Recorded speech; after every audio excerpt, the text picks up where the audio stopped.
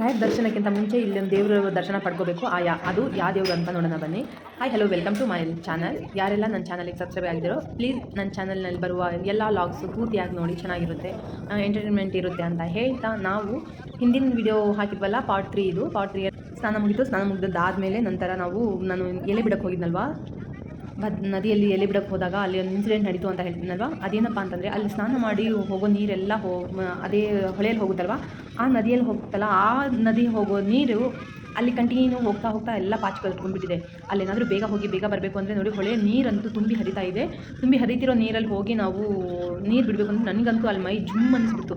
ಇದೇ ಮ್ಯಾಟ್ರಲ್ಲಿ ಇರೋದು ಅಂತ ಹೇಳ್ತಾ ನೆಕ್ಸ್ಟ್ ಲಾಗಿಗೆ ನೋಡೋಣ. ನಾವೆಲ್ಲ ಸ್ನಾನ ಮಾಡಿದಾದಮೇಲೆ ರೆಡಿಯಾಗಿ ದೇವಸ್ಥಾನಕ್ಕೆ ಹೋಗಬೇಕು ಅಂದರೆ ನಮ್ಮ ಮಗು ನೋಡಿ ಏನು ಮಾಡಿದಾಗ ಗೊತ್ತೇನೋ, ನನಗೆ ಹಾರ್ಸ್ ಮೇಲೆ ಕುಂದಿರ್ಸೋಮ್ಮ, ಹಾರ್ಸ್ ಮೇಲೆ ಹೋಗೋಣಮ್ಮ ಒಂದ್ಸಲ ಅಂತಂದ. ಹಾಗಾಗಿ ಆಯಿತು, ಮಾತು ಕೇಳಿದೆ ಅಲ್ಲಿ ನಾನು. ಹಾರ್ಸ್ ಎಷ್ಟು ಒಂದು ರೌಂಡಿಗೆ ಎಷ್ಟು ಅಂತಂದರೆ 60 ರೂಪೀಸ್ ಅಂತಂದರು. ಹಾಗಾಗಿ ಬೇಡ ಬಿಡು ಅಂದ್ಕೊಂಡು ಒಂದು ರೌಂಡ್ ಹೊಡಿಸಿ ತದನಂತರ ಮುಂದಕ್ಕೆ ಹೋಗ್ತಿದ್ವಿ. ಅಲ್ಲಿ ನೋಡಿ ಇವ್ರು ಎಲ್ಲರೂ ಜಾಣರು, ಯಾರು ಸ್ಟಾರ್ಟಿಂಗ್ ಬರ್ತಾರೋ ಸ್ನಾನ ಮಾಡ್ಕೊಂಡು ಹೋಗಬೇಕಾದ್ರೆ ರಿಟರ್ನ್ ಬರಲ್ವಲ್ಲ ಅಂತೇಳಿ ಸ್ನಾನ ಮಾಡೋ ಜಾಗದಲ್ಲಿ ಫುಲ್ ಶಾಸ್ತ್ರದವ್ರು ಕೂತ್ಕೊಂಡಿರ್ತಾರೆ. ಗಿಳಿ ಶಾಸ್ತ್ರ ಅಂತೆ, ಇನ್ನೊಂದು ಶಾಸ್ತ್ರ ಅಂತೆ, ಅದಂತೆ ಇದಂತೆ, ಮತ್ತು ಹೂವು ಕೊಡೋರು ಮತ್ತು ಎಲೆ ಮಾರೋರು ಎಲ್ಲರೂ ಇಲ್ಲೇ ಇದ್ದಾರೆ. ಯಾಕಂದರೆ ಆ ಕಡೆ ಎಲ್ಲ ಆ್ಯಕ್ಚುಲಿ ತಗೊಳ್ಳಲ್ಲ. ರಾಯರಿಗೆ ಹೂವು ಮೇನ್ ಅಲ್ಲ, ಅವರಿಗೆ ತುಳಸಿ ಮೇನ್ ಇಂಪಾರ್ಟೆಂಟ್ ಆಗಿರೋದು ರಾಯರಿಗೆ. ಹಾಗಾಗಿ ಅಲ್ಲಿ ಹೂವು ಯಾರೂ ತೊಗೊಳ್ಳಲ್ಲ. ನಾವು ಗೊತ್ತಿಲ್ಲದಿರೋರು ಹೋಗಿ ಹೂವು ತೊಗೊಂಡ್ವಿ. ಬಟ್ ಹೂವು ತೊಗೊಂಡಿದ್ದು ಲಕ್ಷ್ಮೀ ತಾಯಿಗೆ. ಅಲ್ಲಿಂದ ನಾವು ಹೂವು ತೊಗೊಂಡು ನೇರವಾಗಿ ದೇವಸ್ಥಾನಕ್ಕೆ ಹೋಗ್ಬಿಟ್ಟಿದ್ದು. ಹೂವು ಹೆಂಗೆ ಅಂತ ಕೇಳಿದರೆ ಒಂದು ಮೇಳ ಬಂದು 20 ರೂಪೀಸ್ ಅಂತಿದ್ರು. ಹಾಗಾಗಿ ನಮಗೂ ಯಾಕೋ ಹಂಗೋ ಹಿಂಗೋ ಡೌಟ್ ಹೊಡಿತಾ ಇತ್ತು. ಸುಮ್ಮನೆ ಒಂದು ಮಾರು ತೊಗೊಂಬಿಡೋಣ ಅಂತೇಳಿ ನಾನು ಒಂದು ಮಾರು ತೊಗೊಂಡೆ. ಯಾಕಂದರೆ ನಾನು ಅಂದ್ಕೊಂಡಿದ್ದೆ ಆ್ಯಕ್ಚುಲಿ ಹೂವು ಕೊಟ್ಟರೆ ಆಗಲ್ಲ, ಅಲ್ಲಿ ತುಳಸಿ ಕೊಡಬೇಕು. ನೆಕ್ಸ್ಟ್ ಟೈಮ್ ಹೋದಾಗ ತುಳಸಿ ಕೊಡೋಣ ಅಂತ ಹೇಳ್ತಾ ಅಲ್ಲಿ ತುಳಸಿ ತುಂಬ ಹುಡುಕಿದ್ವಿ. ಅಲ್ಲಿ ತುಳಸಿ ಸಿಗಲಿಲ್ಲ, ಏನೂ ಸಿಗಲಿಲ್ಲ. ಹೂವು ಸಮೇತ 2 ಹತ್ರ ಅಷ್ಟೇ ಇದ್ದಿದ್ದು.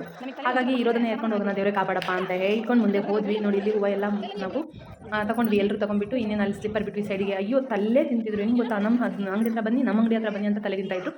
ಹಂಗೋ ಹಿಂಗೋ ಮಾಡಿ ನಾವೇನೋ ಒಂದು ಅಂಗಡಿ ಹತ್ರ ಸ್ಲಿಪ್ಪರ್ ಬಿಟ್ಬಿಟ್ಟು ಇನ್ನೊಂದು ಡೈರೆಕ್ಟಾಗಿ ದೇವಸ್ಥಾನ ಹತ್ರ ಹೋದ್ವಿ.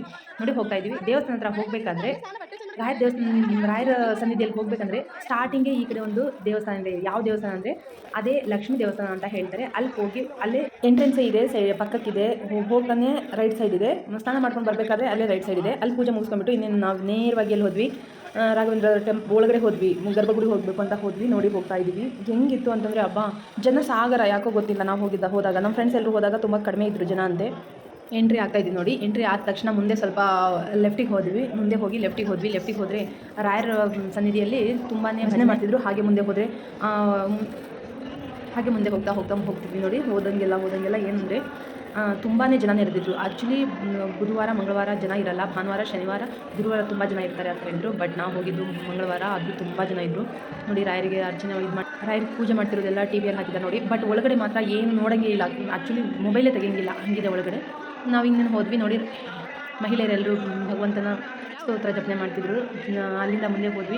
ಒಂದು ರೌಂಡ್ ಹಾಕ್ಕೊಂಡ್ಬಿಟ್ಟು ಮಹಿಳೆಯರೆಲ್ಲರೂ ಸೇರಿ ನೋಡಿ ರಾಯರ ಜಪ ಮಾಡ್ತಿದ್ದಾರೆ, ಹಾಗೆ ರಾಯರ ಸ್ತೋತ್ರ ಹೇಳ್ತಿದ್ದಾರೆ. ನಾವು ಇಲ್ಲಿಂದ ಹಾಗೆ ಮುಂದಕ್ಕೆ ಹೋದ್ಮೇಲೆ ಏನು ನಡೀತು ಅನ್ನೋದನ್ನ ನೆಕ್ಸ್ಟ್ ವೀಡಿಯೋದಲ್ಲಿ ಹೇಳ್ತೀನಿ. ಅಲ್ಲಿವರೆಗೂ ಇನ್ನೊಂದು ವೀಡಿಯೋ ಬರೋವರೆಗೂ ಎಲ್ಲರೂ ಕಾಯ್ತಾ ಇರಿ ಅಂತ ಹೇಳ್ತಾ, ಇವತ್ತಿನ ವೀಡಿಯೋ ನಿಮಗೆ ಎಲ್ಲರಿಗೂ ಇಷ್ಟ ಆಗಿದ್ರೆ ಲೈಕ್ ಕೊಡಿ, ಕಮೆಂಟ್ ಮಾಡಿ, ಹಾಗೆ ಬೆಲ್ಲೈಕನ್ನ ತಪ್ಪದೇ ಕ್ಲಿಕ್ ಮಾಡಿ ಹೊಸಬ್ರು ನೋಡ್ತಿರೋದು. ಯಾಕಂದರೆ ಹೊಸಬ್ರು ನೋಡ್ತಿರೋದು ನೋಟಿಫಿಕೇಶನ್ ನಿಮಗೆ ಫಸ್ಟ್ ಬರುತ್ತೆ ಅಂತ ಹೇಳ್ತಾ ಇವತ್ತಿನ ವೀಡಿಯೋ ಹೀಗೆ ಸ್ಟಾಪ್ ಮಾಡ್ತೀನಿ. ಮತ್ತೆ ನಾಳೆ ವೀಡಿಯೋದೊಂದಿಗೆ ಮತ್ತೆ ಭೇಟಿಯಾಗೋಣ ಅಂತ ಹೇಳ್ತಾ ಥ್ಯಾಂಕ್ ಯು, ಬಾಯ್.